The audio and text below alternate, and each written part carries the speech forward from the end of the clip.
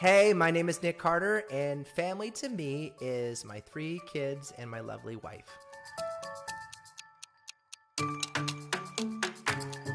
Hello and welcome to We Are Family. I'm your host, Julia Dennison, and I'm here with musician Nick Carter, who you will of course know from the Backstreet Boys. His new single, Easy, featuring country singer Jimmy Allen, is out now, and the Backstreet Boys DNA World Tour 2022 kicks off this summer. He's also just become a dad again for the 3rd time with his wife, Lauren. Nick, welcome to the show. Thank you so much for having me.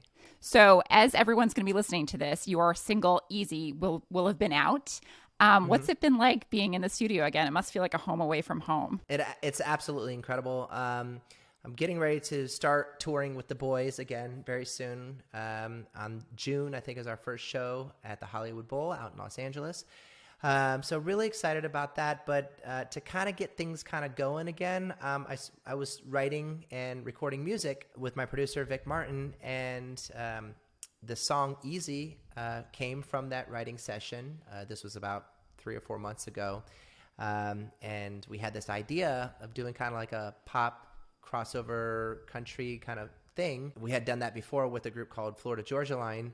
We had a #1 hit with them called God, Your Mama, and Me. I was a really big fan of Jimmy Allen, who is an up-and-coming country star out there who I love his music, and asked him to join me on the record. And so he wrote a second verse on it, and we just pretty much started writing and talking about our lives as is right now, raising kids, being husbands, and entertainers all at the same time. But so it was pretty easy and a lot of fun to work with him. That's awesome. The raising kids part is what's interesting to us over here at Parents, because obviously this is a family podcast all about family. And what do your kids think about your music? Do you bring them into the recording studio? Yeah, it's interesting because I've had 2 years off. I can't remember when we stopped with the tour with the boys. My daughter Pearl was not even born yet, and my other daughter Saoirse, both of them are the youngest. They really don't know that Daddy is a Backstreet Boy. My son, I brought him to our Vegas residency when we had first moved to Vegas about 5 years ago, and he came to one of the shows and he saw me, but he's like, whatever. So, but my daughter Saoirse, actually, she's the one that loves to sing, and in the morning when I'm waking up, preparing breakfast for the kids and getting them ready for school, I'll be watching the baby monitor. And she'll be the one just in the crib singing to herself, Twinkle, Twinkle, Little Star, Old MacDonald Had a Farm, all of them. And she can actually carry a tune. She's, 2 years old, and I'm getting ready to go on the road. And I'm kind of getting this, like, not necessarily fear, but anxiety, because I'm like, I'm going to miss them so much. And, they're in school, are they going to be able to come on the road? Is she going to see, who Daddy is? And is she going to get jealous of the girls and the fans watching us on stage, all those things. And I'm really excited to perform and have her be in the audience for the first time, because she really loves music. She loves to sing. Her and I we do like a back and forth thing sometimes, and she actually, I think, can harmonize, which is pretty impressive. Oh my God, that is so cute. She is going to love it. Yeah. That moment when she sees Dad on stage, I think it's probably going to be like, oh my goodness. That is so cool. So now, obviously, pop star life is not always easy, or fame, etc. If your kids turn around and say that they want to join a boy or a girl band, or they want to get into music, what would you say? I've had this discussion with my friends and my wife, and it's important. School is more important than anything, and I said, well, because I started at the age of like 12, started basically touring the world at 13, 14. Really, really young. And looking back at it, I'm grateful for how it turned out. But we were talking about, I think you're going to go through the school choir. You're going to go through the school programs first, and then once you turn 18, if you want to do what you want to do, you can, those types of things. I just, school is so important to me, for my children to have structure, to be able to have that foundation, first and foremost. So, but listen, if they want to talk about it, they want to listen to it, all those things, that's great. But I want them to be able to be kids first, and, and really enjoy that part of their lives. Fair enough. So now Pearl is what, 10 months old? Yes. So I'm always in awe of my friends who have 3 kids.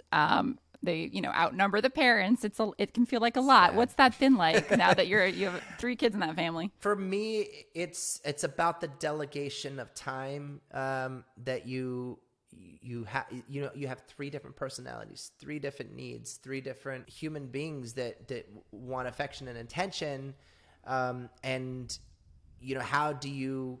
Because it's like on one hand you got a 10-month old over there crying, and then you have your daughter on the other hand like wanting your attention, then your son, all happening all at the same time, and then you got to just basically, you're learning on the job, you're figuring it all out and experiencing. I love the challenge. I think it's great. But thankfully I have my wife who's able to help.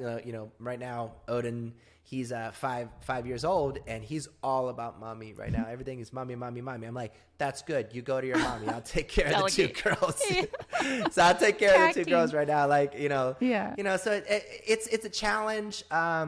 And by the end of the day, I'm exhausted and I'm going to sleep and waking up early, but I absolutely love it. And, the beauty is that hopefully when they get a little bit older that they'll start to entertain each other. Right. That's the dream right there. Right. Exactly. I love the names that you picked out. Sorsha is so you. Beautiful. Odin, I love that. And Pearl, what was your process when it came to naming them? Yeah. So, Odin was, I don't know if we were watching this show Vikings or not, and if that was the inspiration or not, or maybe it was a Marvel movie. I don't know. But my wife wanted to that was her choice of the name for our son. It's unique, it's different, there's strength in it. I think we like that. But that was obviously something that she wanted, she chose, and I'm like, hey, you're the mom. That's what you want. It's your choice. Right. But then we were on the road. We were over in Italy on tour with the Backstreet Boys, and we were in Milan. And at that time, we were watching. So I have a little bit of like Irish blood in me, and so's my wife as well. And we love Irish culture, and we love all sorts of cultures, so it's not just one particular thing. We were watching this movie called Song of the Sea, which is this adorable. Yes. I like to call it. Was so love great, that. And it was Odin was on the road with us while we were over on tour in Europe, and we were playing it for him all the time. Mm-hmm. And we unfortunately, my wife had some miscarriages, and we lost a. So that happened prior to that, and so Saoirse turned out to be a rainbow baby, but the lead character in the film Song of the Sea, her name was Saoirse. So, and the little boy, he was like this little blonde older brother, who was dealing with like his younger sister. So it was kind of like, I like to say in some ways, like Odin, you always knew that you had your sister, you knew who your sister Saoirse was because you saw her in the movie, and so she was a rainbow baby, and so we decided to name her after the lead character in the movie. Loved it. I recommend the movie to anybody. It's so great. I know that movie. Our lullaby. I totally love it too. The music is incredible, and it was so great. Yeah. And then, so I was the one who got the choice of the rainbow baby with Saoirse to name, and then Pearl was actually something that my wife actually wanted to name one of our children, and that was an option for Saoirse.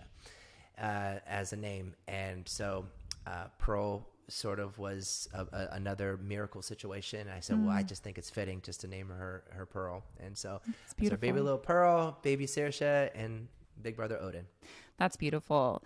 So you talked to me a little bit about more about what happened. There were some complications with Pearl, and you went through those miscarriages, and often we talk about what the moms go through, and that's obviously pivotal and very important, but sometimes we don't talk enough about the dads. Yeah. So how did you kind of cope through all that? What was that time period like for you? Number one, it's recognizing that it's not about me, and that's the first thing.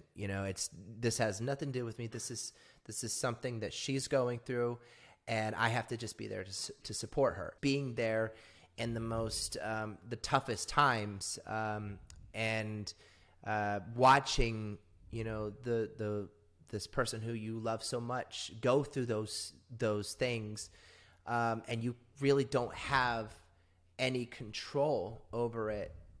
Those are some of the toughest things to go through. But just to be there emotionally, spiritually, and to lift them up. I mean, there's a lot of stuff. I'm sure a lot of people out there know what that feels like. But just to be the rock, at the time, and to just be, try not to be opinionated, try not to do anything other than just be there. And that is the most important part. That's really wonderful. And your Instagram is just so full of pictures of your family and your kids. It's so sweet. And you have a highlight on there with family with a red heart next to it. You're clearly a very hands-on dad, getting on the floor and playing with Lego and things like that.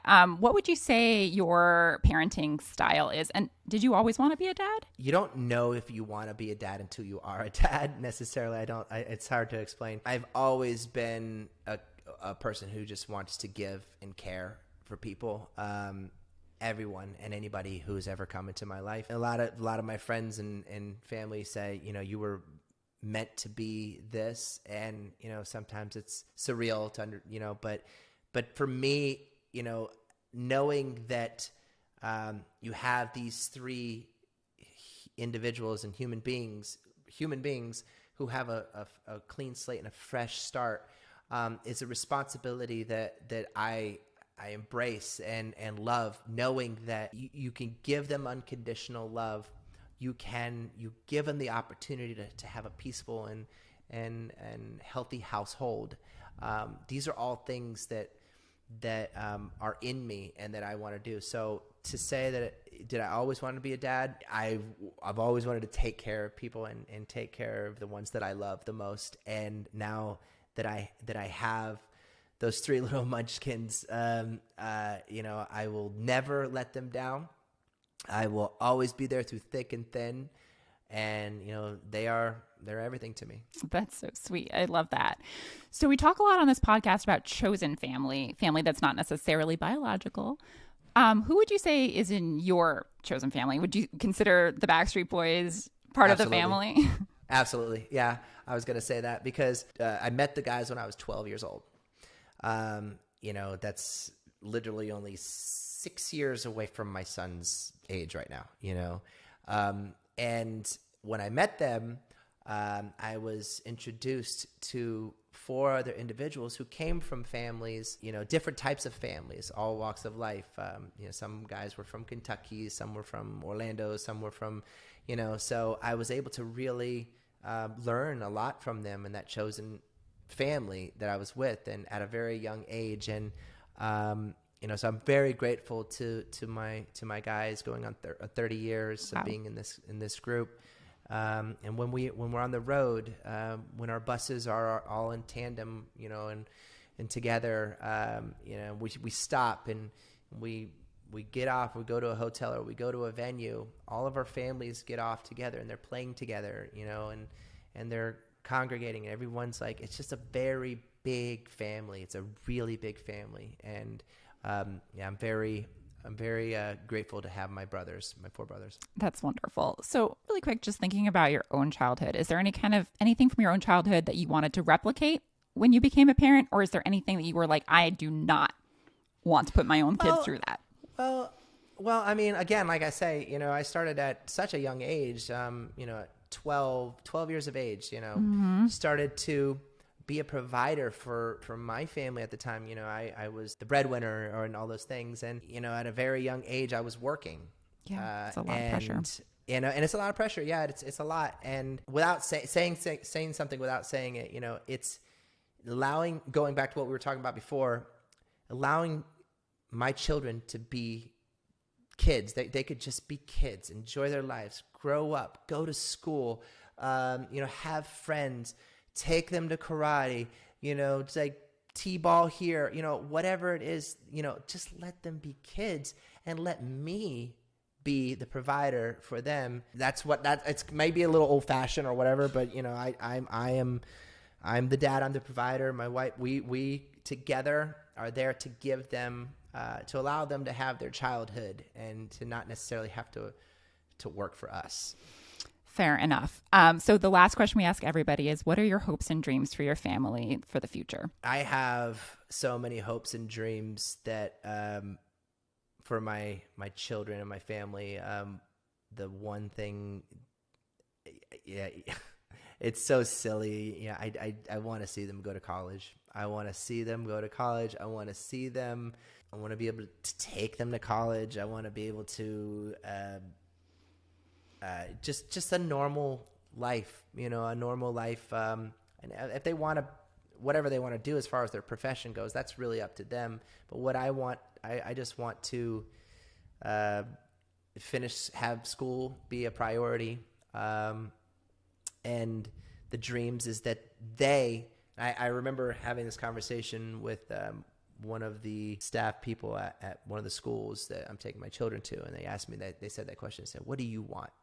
I said, "I want them to be better than me," and that's my only dream.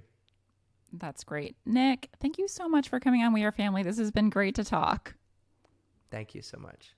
Thank you for having me.